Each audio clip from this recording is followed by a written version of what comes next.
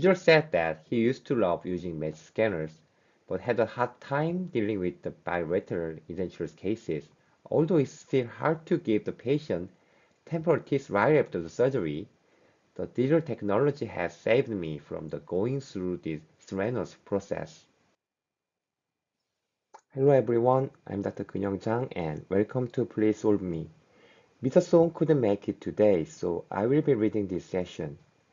Following the rest session, I will continue to answer some frequently asked questions from the Facebook community. Now let's get started. I thought our comment on computer spec from the last session were very helpful. There was a recent post asking for the existing model for the computers to use. I expect users have some questions about which computers to buy. I have purchased many different computers, and the most important differences were not in the brand, but rather the specification. So, I always consider the cost effectiveness first. According to the conclusion we came to last time, the specification recommended by NIR should suffice. A computer with a certain generation i7 processor will meet the performance level that you expect. And there was also discussion about which is better, a desktop or a laptop. For me, I personally prefer desktop. I recently bought a desktop computer from Alienware. Although it's a bit pricey, but it provides a great cooling system, which increases the stability and gives excellent performance. Also, it will be easier to upgrade components in the future if I wanted to. At my clinic, I fix one desktop at each chair to be connected to each scanner, because I don't want to waste time moving around the laptop cart. However, it's true that a laptop is better in terms of mobility. As I mentioned last time, you can experience the optimal performance for your scanner with laptops priced at around $1,500 US. So, I would say that either laptop or desktop will do, and this will come down to your preference and clinic environment. We always welcome questions on computers, so feel free to ask any computer-related questions. Okay, and now let's move on to today's first topic. The first question I want to go over today is about cables. I was told that Medit gets a lot of questions about cables. There are also requests to sell different sizes as accessories. Based on user feedback, Medit is now developing more products that would meet customer needs. I hope that we will be able to buy better cables from Medit shop in the future. This is a question that I picked for today's session. This user seems to have purchased a cable online because the cable including the box was too short and is wondering if it will be okay. I also had a similar experience, so I want to share it with you. When I didn't have information about cables, I made a mistake. Once I bought a USB 3.0 extension cable without thinking about the compatibility, and of course, it didn't work. I think many users are buying additional components to extend the cable length. So, what should we consider when buying cables separately? Since I'm not an expert on cables, I asked Mr. Song for solutions. This was his answer. A good repeater cable can sometimes work, but most of the time it won't transfer smoothly. Rather than using an extension line, he suggests buying a new cable of appropriate length. Wrong cable can complicate things, so it's better to contact an authorized reseller. Medit can provide cables to meet consumer needs, but please note that different policies may apply in different regions. In some cases, if your i700 or i600 cable breaks, the authorized reseller will replace it for free. But if this is not the case, you can purchase it yourself. In this case, you should choose from Thunderbolt 3 or 4, or USB 3.1 Gen 1 or 2, and the cable must be passive type. This is a recommended cable spec from Medit. I've been using the Thunderbolt cable that I got as a sample, and I actually love it. So now I own several Thunderbolt cables. I like to scan while standing, and the longer lengths definitely give me a good view and it's more convenient.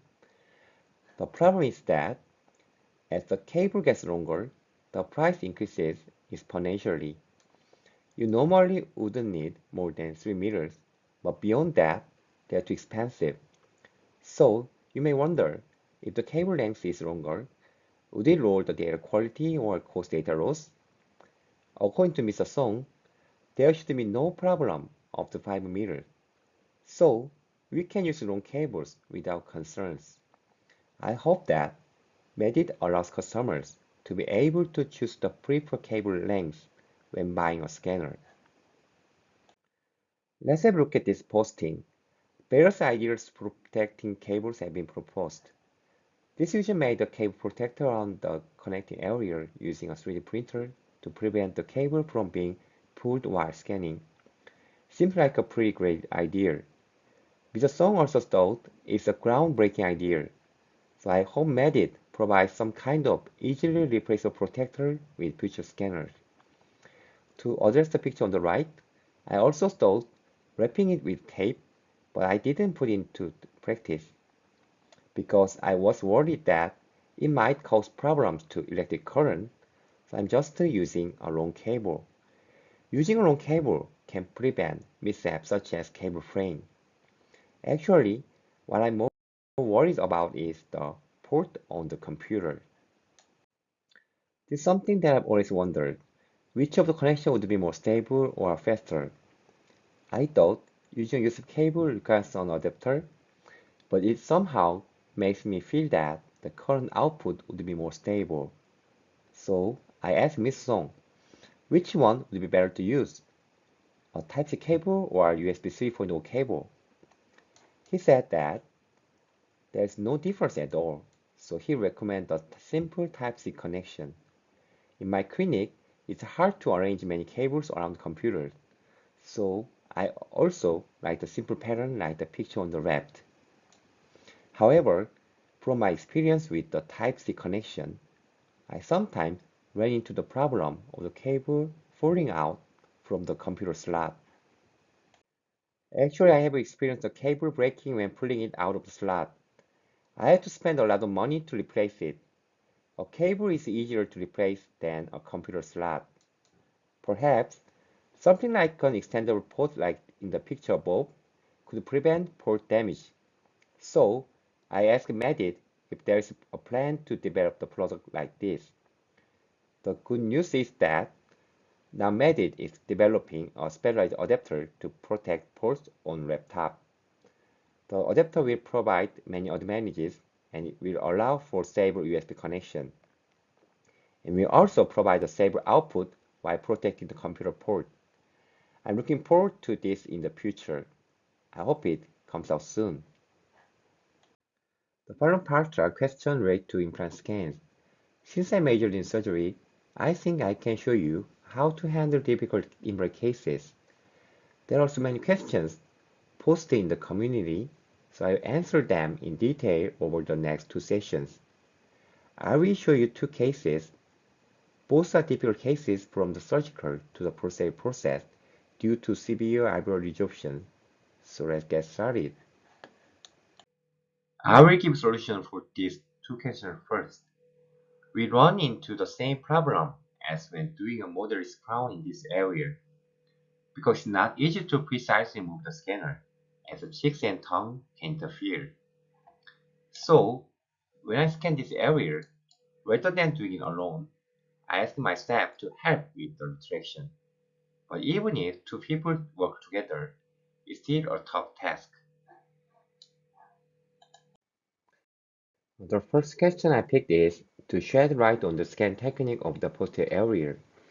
This person asked how to make scanning in the partial edentulous regions easier. Maybe he wants to know how we got such accurate scan data. I will walk you through this step by step. Actually, this case is not easy from a surgical perspective. This female patient is 8 years old, and it became hard for her to chew with this 4-inch bridge located in the left mandible posterior. So she wanted to resolve the discomfort as soon as possible. My method involves placing implant immediately after extraction, and although the conditions may be a little bit difficult, I prioritize the treatment period. This means I wanted to get her chewing a bit back as soon as possible, so I decided to go ahead with immediate implant placement and early loading of provisional restoration. As you can see in the picture, although it's hard to place two implants in parallel, I always take sufficient time to get the best position. Because in the long span bridge, passive implant is very important in avoiding mechanical complications. So although it's a basic thing, I highly recommend that you use a photometer to confirm the path, ensuring it's perpendicular to the occlusal plane. And after finishing the insertion, I connect metal skin bodies to implant fixtures. Because I already achieved good initial stability, I am able to connect a metal skin body as a temporary abutment and perform transfer GBR to augment the buccal site. This is a photo taken 2 months after surgery, and we can see that the soft tissue around the metal skin body was healed in a healthy state. And the picture in the second row is the scan data obtained by intraoral scanner, and we only need to record the state as it is. So the patient feels very comfortable with this workflow. After that, I like using the pattern of provisional restoration, cementing it on the metal skin bodies and giving it some test period for about 2 or 3 months. And in this stage, I want to give the patient just minimal occlusal function. Considering the patient age, I made the provisional restoration with the flattened occlusal plane. 2 months later, I replaced the scan body and provisional restoration with the custom abutment and final prosthesis. In this way, we can apply the progressive loading very easily and safely. And we designed the final prosthesis with supragingival margin with sufficient interproximal space. Because I prefer to make a restoration, it can be easily cleaned and maintained. So I usually make the final restoration like a periodontal prosthesis of the past. Then let's think about the easiest way to perform this scan. Chris kindly offered some advice on how to do this. I think it's a really good guideline. When doing a scan, it's a good idea to get a rough outline of the area first. In particular, the purpose of scanning multiple implants is to record the positional relationship. Therefore, it's not good to stay too long in one scan body. You want to finish one quickly, then move smoothly over to the next. It's like a monkey that swings from one tree to the next. What I mean is, after scanning the first scan body, you need to quickly move towards the D-cut of the next scan body. Let's go through this together by watching a video. This is a scan of the implant at position number 45 and 47. There are peak scan bodies and the distance between the two scan bodies can pose a problem. You might encounter the problem of the scanner stopping when moving from one scan body to the next. So, first, don't rush the process. If you are in a hurry, you might try to scan the scan body first, but this makes it difficult for scanner to locate itself. So after completing a scan, the remaining natural teeth, and you can begin to scan the scan body. Let's have a look at the video. After finishing the pre-scan, I scan number 45 scan body in a clockwise motion. At this time, you only need to obtain the enough data of the decal area, and you don't need to scan the entire scan body to perfectly. Then we can quickly move the scanner, as if jumping from number 45 to 47 area. If the scanning stops in the middle, delete the data and do it again. After roughly scanning the number 47 scan body, then go back to the number 45 scan body. By doing this, you can confirm if the data was correct or not. If there is no interruption while you are moving, the scan data and position relationship are accurate. For scanning difficult areas, it's definitely helpful to go over the path in your head and then practice with dentiforms. The more we practice, the better the experience for the patient. So it's worth it to go through this process. I want to give you some additional tips. As I mentioned earlier, having assistance in this process will help. Imagine a line of dominoes. Once you complete the first scan, you want to move forward to the body. Don't go backward. Make sure you are moving to the next area, like how dominoes always move in one direction. If the eventual span is too long, it would be helpful to place some markers in the middle. Although scanning the post area is difficult, practicing several times with dentiform will definitely improve your skills. So don't feel embarrassed practicing on dentiform. This is the next question. The user said that he used to love using Medit scanners, but had a hard time dealing with the bilateral edentulous cases, and is even willing to pay for a solution. I want to find a way for him who is angry. I want to go over some literature on digital scan for bilateral edentulous situation first. The result of the experiment showed that digital scans were not as accurate as the computer method in this situation. This means it's not only hard to scan, but also hard to get accurate result. So, how can you get over this? It's a more difficult bilateral edentulous case compared to the previous unilateral edentulous case. The patient was a 75-year-old woman who had worn dentures for more than 20 years. She had been hoping for life without dentures. However, it was not easy to perform surgery due to severe bone resorption. In cases like this, there are many obstacles that you have to overcome. Because both sides of her posterior teeth were missing, she required immediate loading on both sides using temporary prosthesis.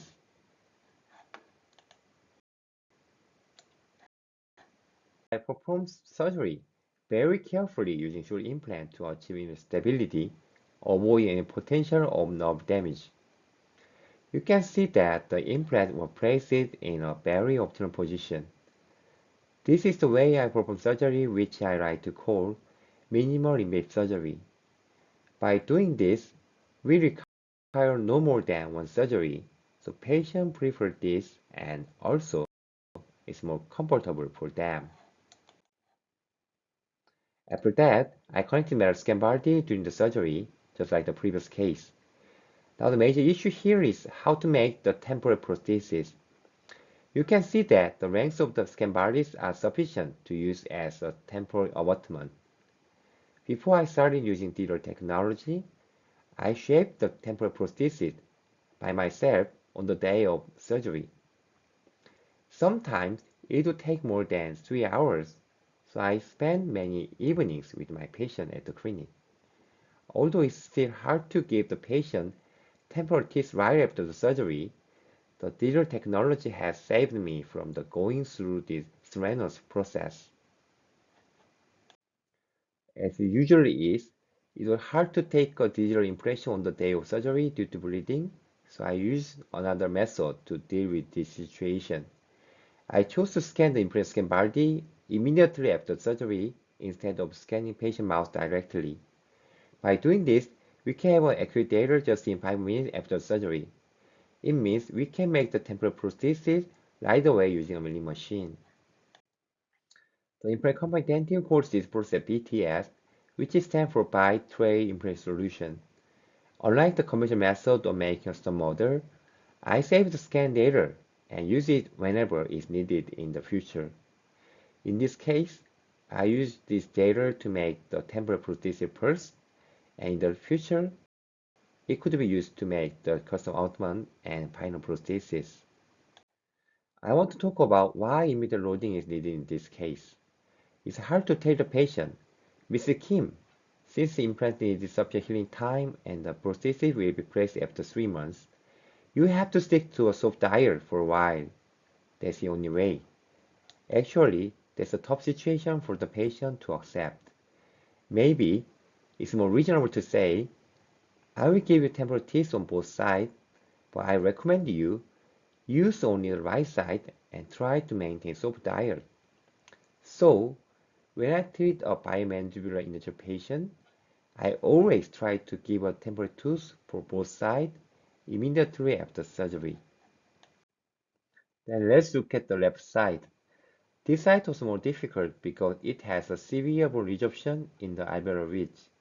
So I chose 4 mm diameter and 9 mm length implant for the site number 33 and 34. And for the site number 35, I used short implant that has a 4.5 mm diameter and 7 mm length. I used short and narrow implant because I wanted to place them in a fully enclosed environment. Although the ridge was very thin, I placed 3 implants in optimal position. In this case, I connected scan bodies to the number 33 and 35 implant to use them as temporary abutment. For the site number 34 implant, I connected the cover screw because I wanted to make a temporary bridge that is easy to clean. After that, I placed bone graft material and barrier membrane on the buccal side. To finish transmural GBR, I sutured to obtain primary closure. The following process is the same as the right side, which is a bi-tray impression scan. Using the data, I first made the temporary bridge and it was delivered the next day of the surgery. For the left mandibular side, I decided to give the patient some time before loading and maintain the non-occlusive loading state for 2 months. You can see that the temporal bridge is made to be 2 mm lower than the occlusal plane. In this case, provisionals were delivered on both sides, but in two different ways. When it comes to immediate loading, some might think that using an implant longer than 10 mm would be safe. However, I used the 7 mm length short implant for immediate loading. In my opinion, accurate positioning is more important, not the size.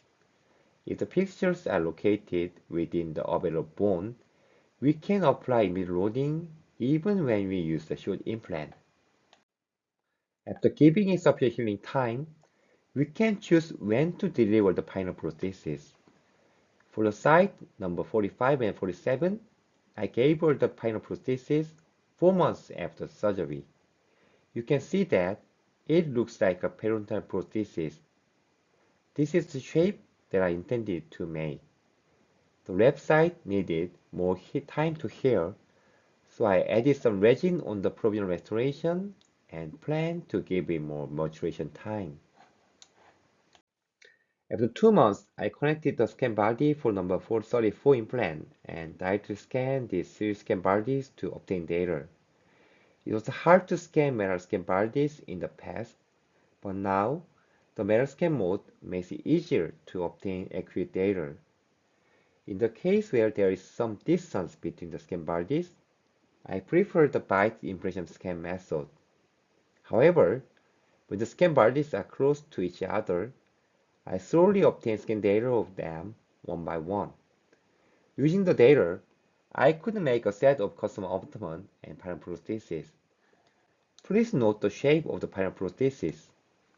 I made a cantilever bridge because there was not enough bone to place an implant at site number 36. I used the concept of periodontal prosthesis by reducing occlusal table by 10 to 20% from its original size. This makes the prosthesis easy to clean and prevents it from being overloaded. This is a pen I taken 2 years after surgery. The bone level around the implant is very stable and well maintained. She is really satisfied with the result because she is liberated from dental life. And it is my goal to give my patient happiness without suffering from complex treatment process. Digital technology has definitely made it easier, so I can be liberated from the stress as well. I want to explain once again how to scan an impression body. The first thing is to click on the impression scan icon first before scanning. The impression body is then scanned from several directions. At this time, a long focal distance is advantageous to scan the important deeper portion of the scan body. After proceeding with the upper and lower jaw, Click the byte registration icon and scan the side part of the impression body. When the scan is completed, it is converted into an inverted image and with obtain data similar to that scan. Once you get used to it, you can complete it in 3 minutes. Above all, it can restore time and can be useful when environment is unfavorable, but a scan is needed on the day of surgery. So, don't hesitate with this method. It's really convenient. Key to these top cases to take the bite impression of the area right after surgery and to scan the impression party to obtain data. And for the website, I took the scan data directly in the patient mouth after sufficient healing period. Either way is fine. You can choose your method in accordance to your situation since both ways are accurate. So the answer to the last question, you can use the intraoral scanner in various ways, like a highway electric vehicle. In the two cases above, we've shown you how to treat patients with edentulous procedure teeth. I summarized the solution with some keywords that you can easily remember. So far, we finished the second session of the webinar. Since I've always thought we would needed this kind of contact, I was really happy to make this. I will strive to consistently produce webinars like this in hope that they become must-watch videos. This is our last webinar session of 2023. In the new year of 2024, we will continue brainstorming with new themes and interesting questions. We will continue to answer questions about improved workflow and scan. Thank you for watching. See you in January.